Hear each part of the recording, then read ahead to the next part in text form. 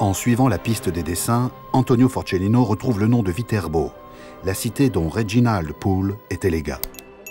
C'est là que le groupe des Spirituali travaille en secret sur son manifeste, le Beneficio di Cristo, les bienfaits de Jésus-Christ crucifié.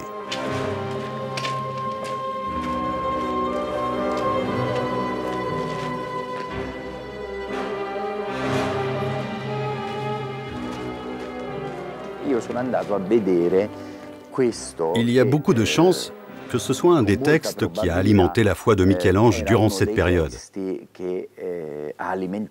parce qu'il avait alimenté la foi de Vittoria Colonna, de Reginald Pole et d'Ercole Gonzaga. Il y a, selon moi, dans ce livre, la clé de la dernière modification de la tombe.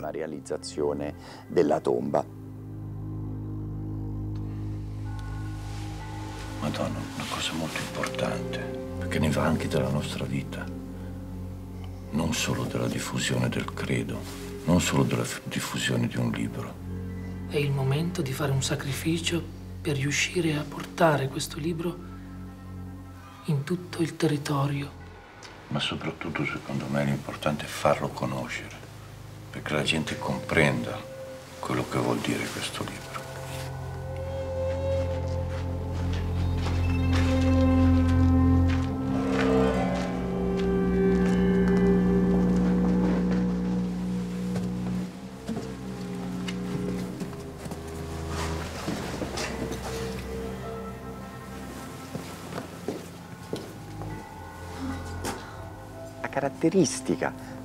La spécificité du groupe des Spirituali est d'élaborer une idée qui intègre les idées luthériennes du salut par la foi, mais où les actions sont quand même importantes, parce qu'elles sont la flamme qui illumine la pureté de la foi.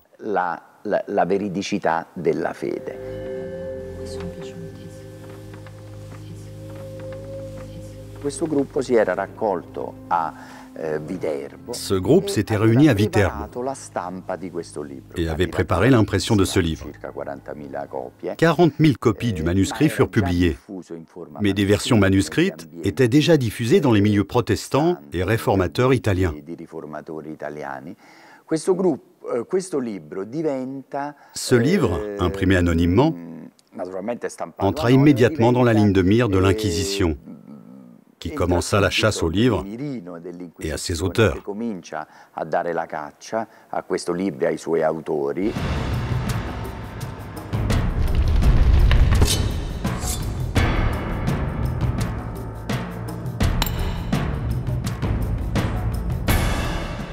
L'Inquisition est née au Moyen-Âge, donc au XIIIe siècle, pour lutter essentiellement contre les cathares.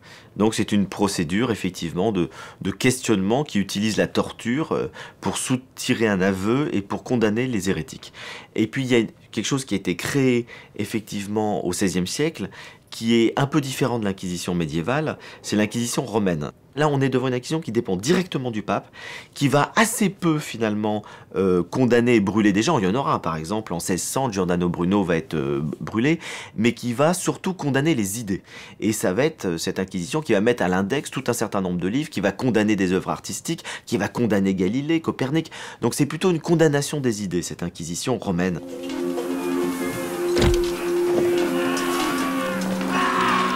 Pour le pape, l'Inquisition devait être une mesure provisoire. Mais il nomma inquisiteur général un cardinal ambitieux, pourfendeur des hérétiques, et qui utilisera l'Inquisition comme une arme redoutable. C'est le cardinal Carafa. Impatient de débuter son travail, il finança sur son argent personnel l'acquisition de billots et de chaînes.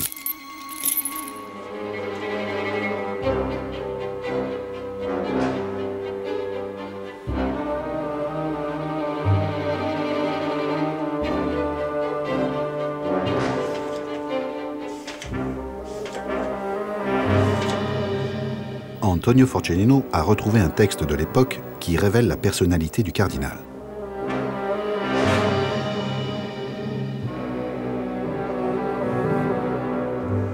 Carafa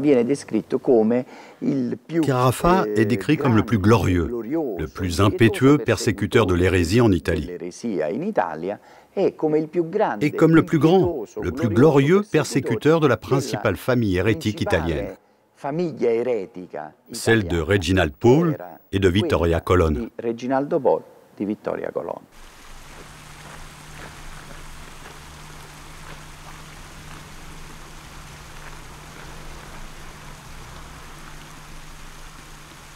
Carafa est un des personnages incontournables de l'Église romaine, mais aussi de l'enquête de Forcellino. Comme adversaire le plus extrême de l'hérésie, il sera l'ennemi juré des spirituali, mais aussi et surtout de Michel-Ange. Pourtant, comme le raconte Thomas Meyer, il avait à l'origine un destin parallèle à celui de Reginald Pole. Les deux aspirent au même moment dans leur carrière à des statuts très importants. Carafa, je pense, encore plus que Pole. Mais en dehors de ça, ils avaient un passé très comparable. Ils avaient une génération d'écart, et je pense que c'est très important. Parce que Carafa voulait une sorte de déférence que Pole n'était pas prêt à lui donner, juste parce qu'il était plus âgé. Carafa était une personnalité dont nous pouvons dire qu'il n'était pas flexible. Ils devinrent cardinal exactement au même moment. Aussi, je pense que, très certainement, Carafa voyait ces gens comme historiquement dangereux.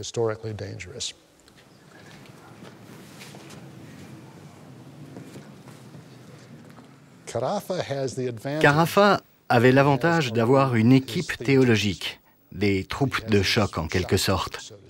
Pole avait des poètes, des artistes et des gens qui n'étaient pas très habitués à la discipline, certainement pas à la discipline d'une équipe formée religieusement. Aussi, Carafa avait là un avantage.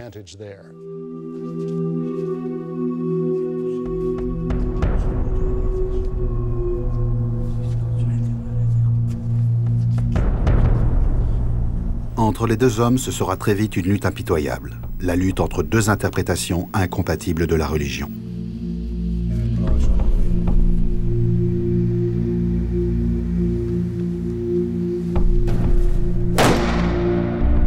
Vogliamo lasciare che questi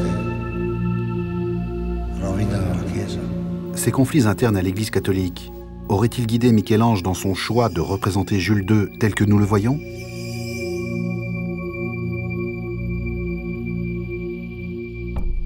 Serait-ce pour cela qu'il a décrit les statues féminines représentant la charité et la foi de façon pour le moins surprenante ?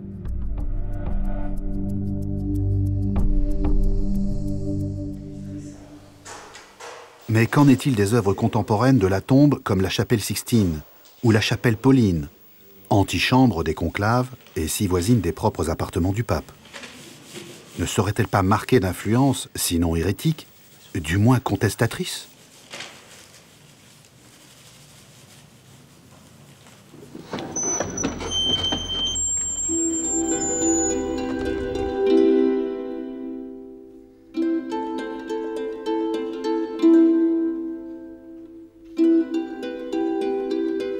En 1541, Michel-Ange termine le Jugement dernier, le retable de l'autel de la chapelle Sixtine. La réalisation de la fresque lui a pris 5 ans, le tenant éloigné de la tombe de Jules II.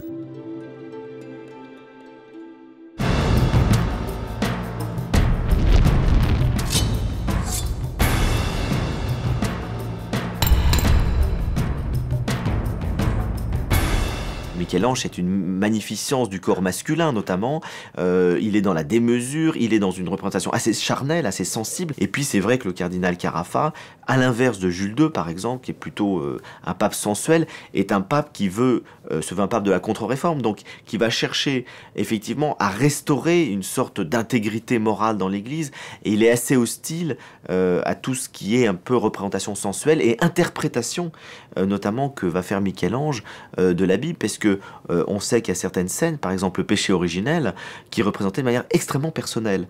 Il va représenter, alors que la représentation, l'iconographie traditionnelle va montrer que Ève va donner une pomme à Adam, et bien si on regarde bien la scène, on va s'apercevoir que ça ressemble plus à un phallus masculin qu'elle lui transmet. La position entre Ève et Adam est quand même extrêmement érotique sur cette scène.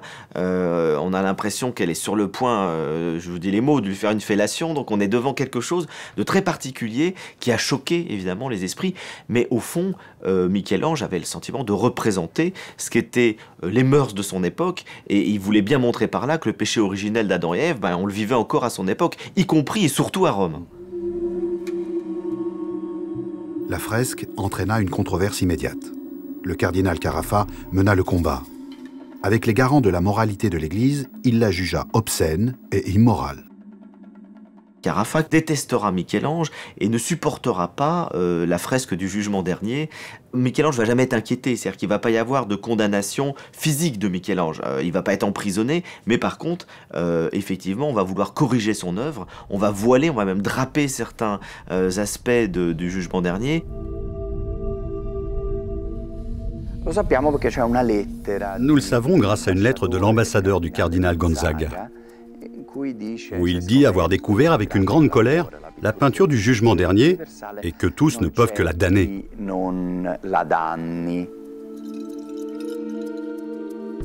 Le pape Paul III prendra pourtant la défense de Michel-Ange.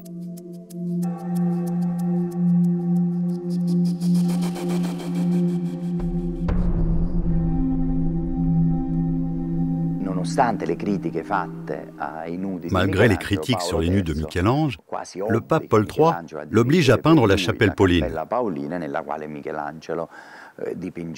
Dans celle-ci, il représentera des anges nus encore plus beaux, plus sensuels que ceux du jugement dernier.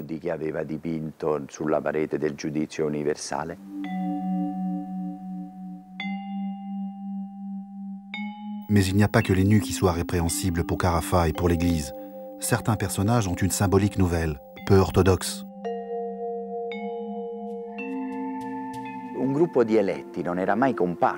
Un groupe d'élus n'était jamais apparu dans les représentations de la conversion de saint Paul.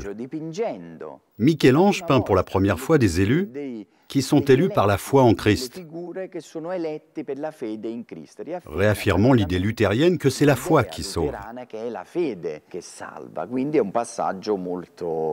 C'est une prise de position très osée, parce que la force de Michel-Ange, comme de tous ceux de ce groupe, est de rapporter la foi à un dialogue direct avec Dieu et faire abstraction du rite de la messe, qui serait alors considéré comme une superstition.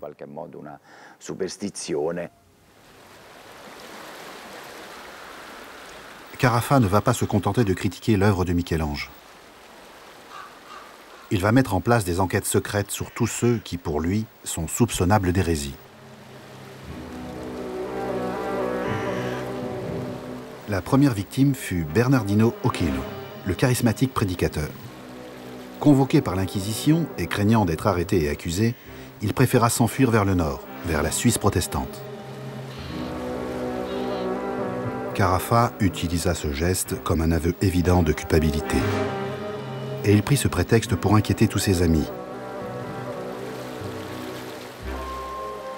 Vittoria Colonna et Reginald Poole, à qui Ochino écrivait fréquemment, étaient en tête de la liste des suspects.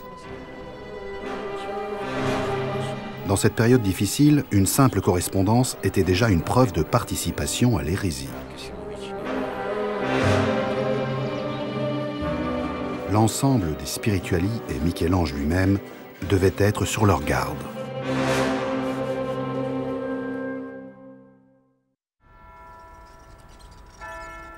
Les courriers ont été les pièces à conviction de l'Inquisition et ils sont encore aujourd'hui les seules sources tangibles d'informations.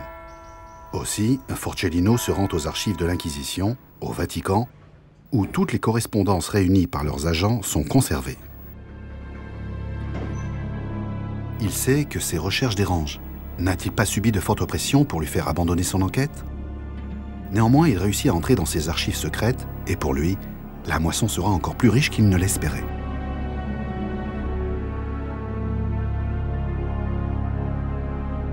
Au milieu des milliers de documents répartis dans les centaines de mètres de couloirs en béton, il trouve une lettre marquée du sceau de l'Inquisition.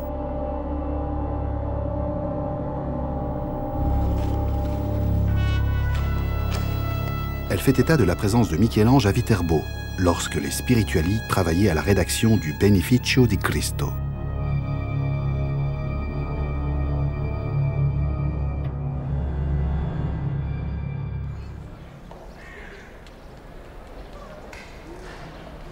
Puisque Michel-Ange était présent durant la rédaction du livre, et donc bien imprégné des idées qu'il transmet, Antonio Forcellino va faire une lecture de la tombe de Jules II avec cet éclairage nouveau. Il peut ainsi boucler sa recherche auprès de ce qui en fut le déclencheur, à San Pietro in Vincoli, et raconter différemment la tombe de Jules II.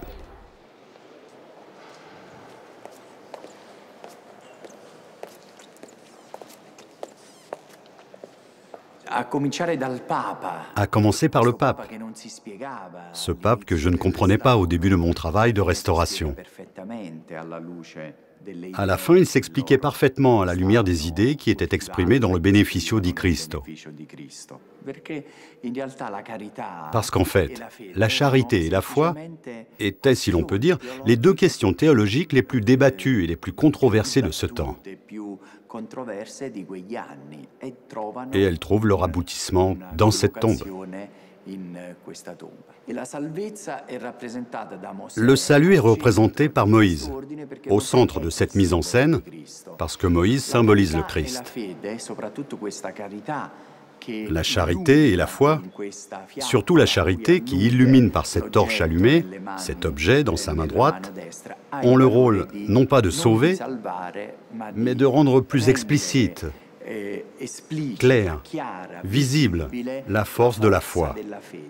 Parce que c'est la foi qui sauve, la foi dans le sacrifice du Christ. C'est un rapport subtil et délicat que nous voyons entre ces trois statues. C'était ce rapport subtil dans l'évolution théologique dont témoignait le groupe auquel Michel-Ange se référait.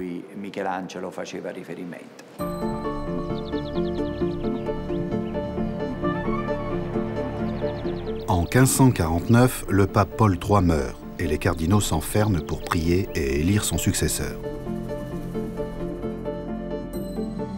Durant ce conclave, le cardinal Poole était favori.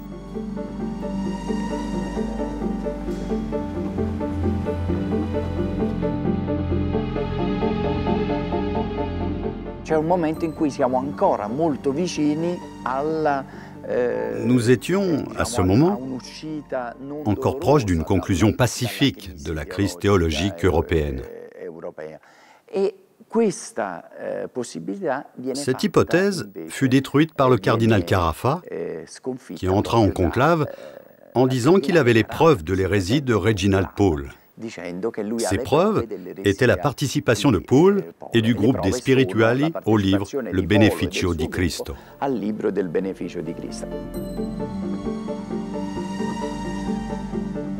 Finalement, Reginald Pole perdit pour une voix. Il ne sera jamais pape. Ce fut également la fin des spirituali.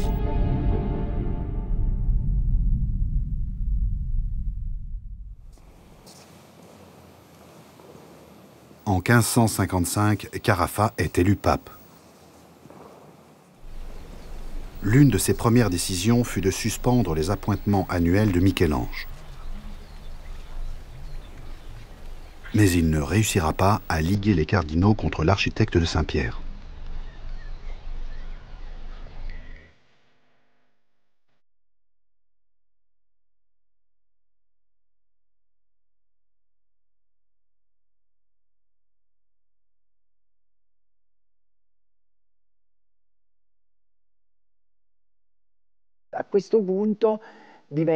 À partir de ce moment, furent compromis tous ceux qui s'étaient exprimés, tous ceux qui faisaient connaître cette théologie. Et la tombe, dressée là, née dans l'enthousiasme de l'espérance de la victoire de ses idées, la tombe devient alors un élément compromettant. Ce qui explique que l'année suivante, Michel-Ange dicte à Condivi ces descriptions farfelues qui nous semblent absurdes. Che per noi sembrano assurde. È difficile. Scrivete.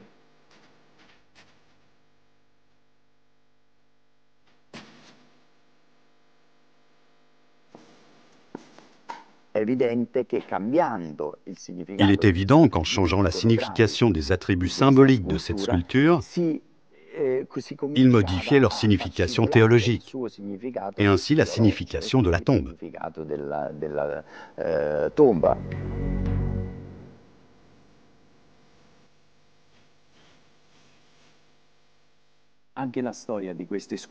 Ainsi, l'histoire de ces sculptures prit un nouveau chemin. Une route qui les a enfermés dans l'oubli jusqu'à il y a quelques années.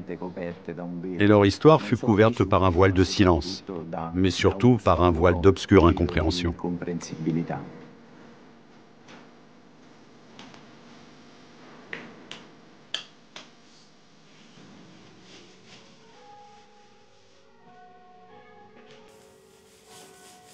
Les traces d'égarements hérétiques de Michel-Ange ne devaient plus apparaître. Trop emblématique, il ne pouvait être inquiété, mais il fut réduit au silence. Il était dorénavant seul et isolé. Il ne lui restait plus que quelques années à créer et quelques années à vivre. Enfin, il travaillait à des œuvres plus personnelles, comme cette Pietà Bandini qui aurait dû orner sa tombe. Cette sculpture est l'ultime aveu de Michel-Ange, jeté à la face du monde catholique. L'artiste s'est représenté sous les traits de Nicomède, celui qui, au pied de la croix, recueille le corps du Christ, mais qui a toujours caché sa foi, par peur.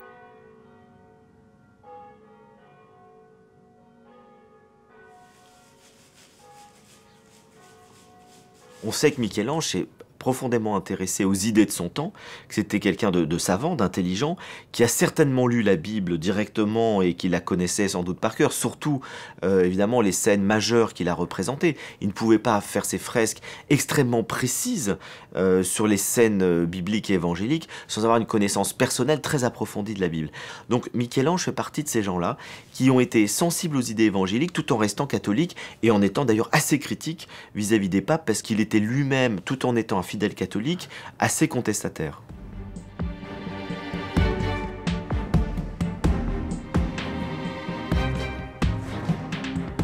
Dans les derniers jours de sa vie, Michel-Ange rassembla toutes ses notes, ses dessins et ses lettres. Il les brûla. Personne ne devait jamais connaître ses pensées les plus intimes.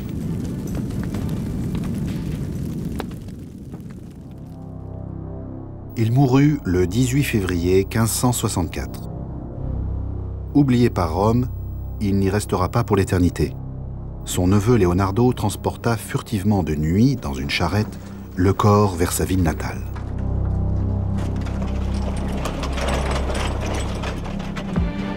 À l'annonce de sa mort, des agents du Vatican fouillèrent son atelier, afin de faire disparaître tout ce qui aurait encore pu trahir le maître. La chape de plomb de l'oubli était bien en place. Pour 5 siècles, Michel-Ange sera celui qui représenta avec le plus de talent et de ferveur l'image de l'Église catholique romaine triomphante.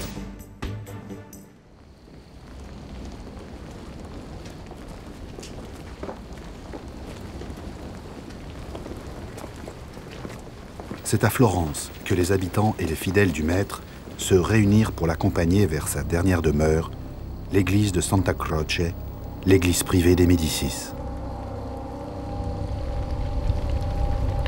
Ce fut leur ultime hommage à celui qu'ils appelaient le divin artiste.